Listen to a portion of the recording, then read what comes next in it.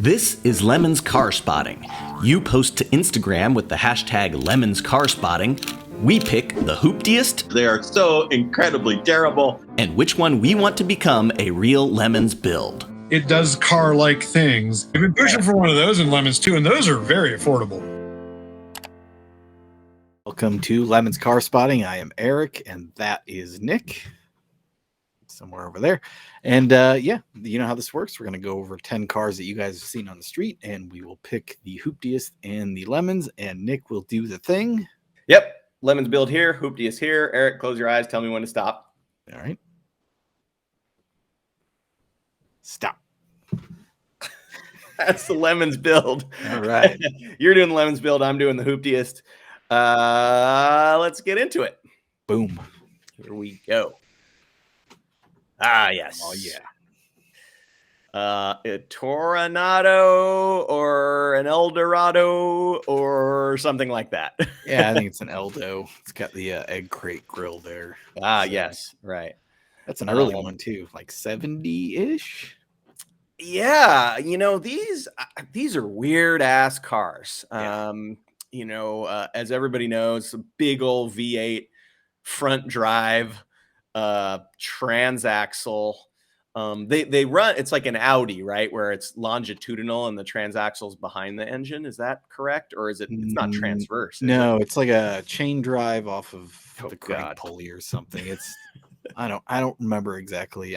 Everybody in the comments will know, so chime in. But yeah. This is the kind of car that has a very dedicated and knowledgeable fan base. So yeah, bring us up to speed on this. I remember, you know, to the extent that I was aware of how cars were screwed together when I was a kid, there was some movie, and somebody might be able to tell us in the comments as well, where there's either a crash or a chase involving one of these, and it does a big old front wheel drive burnout. It might have been a TV show. I mean, that's got an A-Team feel to it also. Yeah. And I just remember as a kid thinking that it was weird that it was front wheel drive because, you know, cars, big boats like this are supposed to be rear wheel drive. Something I knew even as a youth. Yeah. These have, I mean, they had a 472 and later the 500. And they famously had one of these in Lemons with two 500s in it. That's right. Dave Morrow built with a 500 front and the back. So yeah. It was sort of a V16, but it was really a twin engine V8 with a combined 1,000 cc's of displacement. 1,000 cubic inches. Or 1,000 CI of displacement. Good Lord. Yeah. How many liters is that even? It's like 16, 17, something like that. If you look at this thing, man, maybe it's just the angle it's photographed at, but the front and the rear clearly look like they were designed by different people. Which is a tradition that has carried on at Cadillac. I mean, have you seen a first gen CTS? Yeah, good point. That's an excellent point. I think there was a piece, it might have been on Sniff Petrol, where it was like there was a meeting at General Motors where the designers of the front, middle, and back of the CTS meet for the first time. And it was like, oh, I didn't know you were going to do that. Huh. Yeah. All right. Moving on. Oh, it's a Daewoo. No, it's a Suzuki Reno. Yeah, look at that. Wow. That's something. Yeah. I mean, there is literally nothing to say about a Suzuki Reno or a Daewoo, which makes it a perfect Lemons car. Yeah, I was going to say we've never had one of these. This is this is mid 2000s probably, which you know is amazing that was happening so relatively recently. Yeah. Why did they name it the Reno? I mean, you know, I've heard that Tacoma. I've never really been to Tacoma, but I've heard that it's just kind of an kind of place. Yeah. It's got to be better than Reno. Actually, I don't know. Reno has its pluses and minuses. It's the Suzuki of places.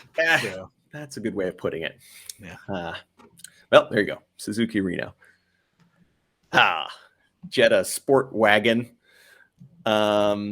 or Golf. They switched it at some point. Same car in any case. We were just talking about this and the general death of wagons in the U.S. The Jetta / Golf is one of the last, and they didn't give us the good one. It had like the slightly worse motor and the slightly worse available trim levels, and they didn't sell any. So we get what we deserve, I guess. Although they didn't really give us the nice one. So I don't know. Yeah, it's kind of a toss up. My fiance has the diesel version of this, which is, it's fine. Does wagon things. It's perfectly adequate at being a car. Yeah. I'd be interested to know how one of them does in Lemons. Yeah. Well, they're a good size. I mean, it's a size that no longer exists. I mean, even if the other very limited list of wagons that are available, the current Volvos are all much larger. So surely you could get one of these with a 2.5 or a diesel buyback version for Lemon's money. All of the Golf performance stuff, I'm sure, bolts right on. So we're kind of burying the lead of the artistic. Yeah, I'm not sure what all that is. I don't really know what's going on either. I thought it was paintballs at first, but it's not. Yeah, I mean, I don't know.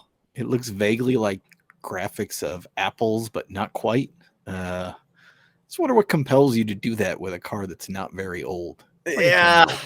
Well, I think if you're a weirdie that buys a wagon, then you're also a weirdie that has an art idea that doesn't make any sense that then you're going to apply to your wagon. Yeah. It does have art. So it's got art. Yeah. Oh, gallant. Yeah. Totally. Man, I saw one of these. A college buddy of mine. He came to a Lemons race. Lives in Milwaukee. We had a race at Road America. Was the first time I had seen him since college, and it was great to see him. Great guy, great family. He pulled up in a Gallant. I was like, I really want to grill him about how that happened, but I haven't seen him in 10 years. we've talked about this with other cars, but there is almost certainly nobody who has intentionally purchased a Gallant in the last 10 years. There's always a story behind how you end up. Well, it's the famous Reddit thread about PT Cruisers, and nobody has intentionally bought one. It's all been a sort of I inherited it from my dead grandmother situation.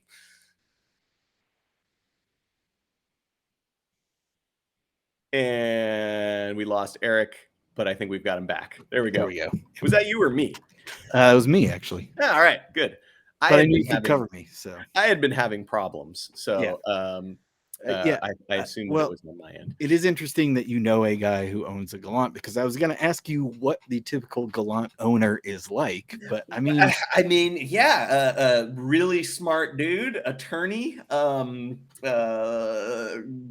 family of, he's got 2 kids, lives in Milwaukee, Green Bay Packers fan. I mean, really just kind of a salt of the earth kind of dude. You would assume that he'd be a drug addict or a murderer, but right. Yeah, because I mean, most people end up with an Accord or a Camry. Right. How you end up at Mitsubishi? Yeah. Well, like you say, it must have been a weird inheriting situation. Yeah. All right, next. Oh man, look at that. It's a EV1. Yeah. Man, that's really something. There can't be more than 15 of these, 20 of these left. Now, obviously, there are many EV1 experts, and I'm sure that you will tell us in the comments something to do with they released them into the wild, then for some stupid legal / General Motors reason had to buy them all back and crush them. There's a documentary about it. It's called like Who Killed the Electric Car, something to that effect. There are some that still exist either in museums or this one out somewhere in the wild somewhere. The poster Taylor Terry 3 says apparently Howard has an EV1. I wonder if that's Howard University. Which would kind of make sense. I could see that, like a university has some program, they get donated the car.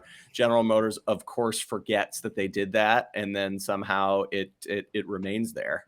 Yeah, I saw one on a government auction site, 2 years ago, 3 years ago, and it was like a third of an EV1. You know, it was like the body panels and maybe part of the unibody, but it had been part of some university that was liquidating stuff, and an EV1 on a government auction site. Yeah. Well, and I think it ended up somebody paid like $8,000 for it or something. I was gonna say, I mean, there's just because it's going to wind up being a historically significant car as we transition to everything being electric. Yeah. So there will, and the fact that there's none left, there will be a weird collector market for these, although you can't drive them. I mean, it's sort of like they'd probably sit somewhere because I'm sure all of the stuff is super outdated and impossible to get parts for. So right. I think these were leased on a year-to-year lease in California or something like that. Yeah. And then GM repoed them or cancel the leases or whatever. Yeah. But I mean, this goes back to the previous week where the hashtag 90s GM logic is applicable in this situation. Yeah, right. This would be definitely a case for that. I do like the wheels, though. The wheels are cool. The wheels, dude, it's going downhill. I mean, they're speaking of 90s GM logic. These are about the most 90s wheel designs you can get. It's got directions. It's got hash marks indicating speed and technology. Yeah, I mean, that's fully from the Judge Dredd aesthetic of design. But all in all, it's kind of a cool looking car. I mean, it's got some Saturn elements to it. For sure. Yeah. It looks like somebody left a geostorm out in the sun. And it kind of melted. Yeah. All right, next up, you guys saw the preview. Cab forward Intrepid.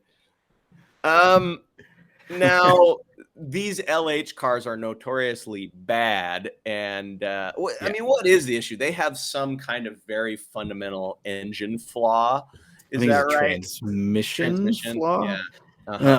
Yeah. We mentioned the Eldo being a longitudinal engine. These are longitudinal with the transmission behind. I don't actually know how that works. I've never looked at it. Gotta be behind. Where else would it be? But next you never know. But or on top I don't know. I don't know how any of it works. Yeah. It was intended to be an all-wheel drive platform, like an Audi. Yeah, exactly like an Audi. I mean, that's the greatest thing. It's like, okay, we got to have an all-wheel drive upscale luxury car. Let's copy the all-wheel drive upscale luxury car without stopping to think whether or not it's a good idea. Right.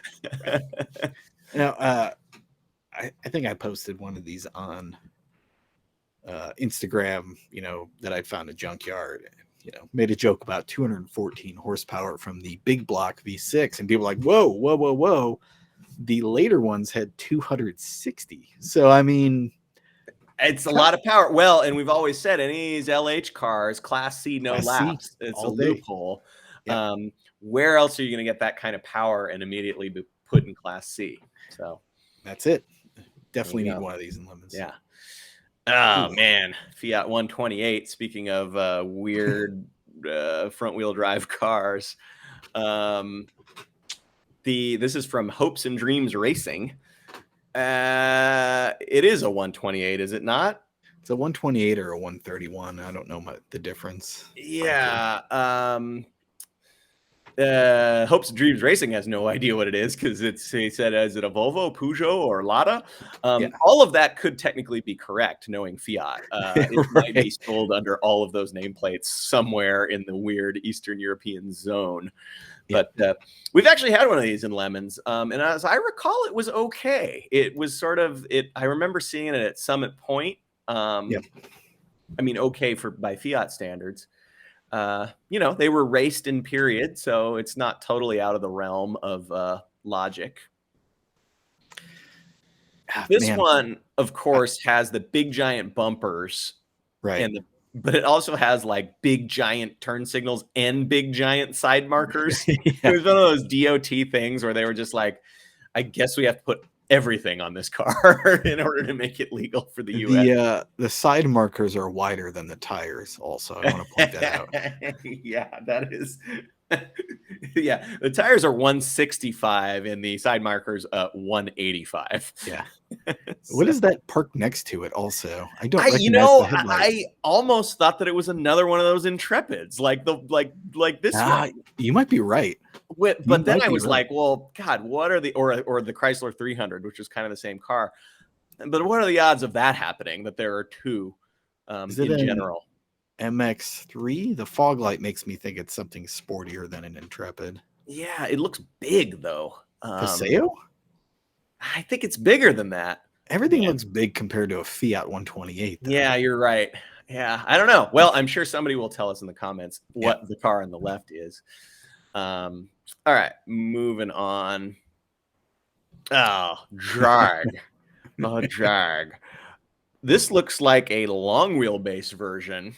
Yeah, I think it's the XJL or whatever they called it. Yeah, man. Is this a V12 or is this the V8? I think, well, that's a really good question. Because the 90s was somewhere where they transitioned from one to the other. Yeah, I don't know. I don't know the answer to that. I do know that, I don't know. I think, so they had the XJR of this era that had, I think that was the V8 by this point. There were some versions that had the supercharged straight six, which is frankly the cooler option. But I think there was a version of the luxury spec one that had the XJR drivetrain in it, and I don't know what that was called. But this is the problem with alphanumeric card models that like, it just all is kind of this weird jumble, and if you don't speak the language, it's just And who speaks Jaguar? I mean, 90s Jaguar anyway. Nobody speaks 90s Jaguar. Well, I'm sure you people will tell us what it is. I love that this one's in Latvia also. Well, that's nice. Well, so therefore it's the richest man in Latvia. It could be, yeah. Yeah. All right. Oh, man. Conversion van with the super high top. Yep. It's got all the van and hallmarks there in a recreational vehicle. It's got the running boards, the big fender flares, like 7-spoke wheels. Yeah. God, it looks like it's got a ton of solar on the roof, some adventure lights. Although on that subject, I mean, as we know, van life is a thing for trust fund kids to make themselves feel better by posting their travels on Instagram. Right. And there are certain vehicles that are acceptable for that. Sprinter, obviously. Vanagon, obviously. To a certain extent, the Ford Sportsmobile type van. Right. You can't hashtag van life in something like this. No. Because it's such an image-based thing, van life, that this is just too far into the realm of, you're either a prepper or some type of kidnapper. You can't be talking about your artisanal yoga pants when you're driving this. It's just a rule. Yeah, this is the place where you walk into the truck stop as the owner and ask them what their biggest bucket is. Got to replace the poo bucket again. My question for you regarding this vehicle is, what year is this thing? Oh, man. Well, you have to apply my General Motors patented mathematics, which is add 10 years to whatever you think it is. Yeah. So, you would think it's an 85. It's probably a 95. I was thinking it was a 92, so it's probably an 02. Yeah. Yep. There you go. All right. Yep, it is amazing. Final car for the week. A Rambler Wagon. Yep. Don't know nothing about no Rambler wagons other than, God, you got to love the fact that when they wagonized this car, I mean, this was sort of the pitfalls of 1950s / early 60s designs, is that they had really cool curves and shapes. And then if they made a sedan that had a crazy back window, but then had to make a wagon, then it was like, uh-oh. Well, I guess we just glue it on and the lines will be all jagged and weird. But Yeah. somehow it works. Like somehow you've got the backwards facing C-pillar. The roof is clearly sloping down to what is the ending point on the sedan. And then they just extended it. And then they still have the fins. Yeah. And, you know, it's weird as hell, but it works. Yeah, I agree with that. All of that. And man, I think Rambler had a flathead 6 into like the 62, 63. So this might have a flathead in it, which is amazing. Yeah. Harkening back to a simpler time. Yeah. But what I love about these cars, obviously you can't see it in the photo, but go Google this when we're done, is all the interior, all the switch gear, everything is just so well laid out and actually thought out. The interiors are fantastic in these cars. Yeah, you know, I mean, there definitely was an element of American car design from that era that was really just, how are people going to use this? Right, right. And it was a very strictly form follows function approach that has clearly gone away. I mean, now we've got touch screen volume controls for the radio, which is like such a tremendous step back, and car companies seem to not realize that. So AMC was always the pragmatic, you know, budget minded automaker anyway, so that kind of makes sense in some fashion too, but it's kind of an artistically functional kind of thing. I really enjoyed how these cars look inside.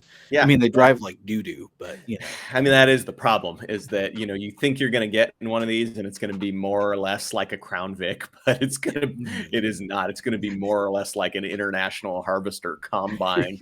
No turning, no stopping, no acceleration.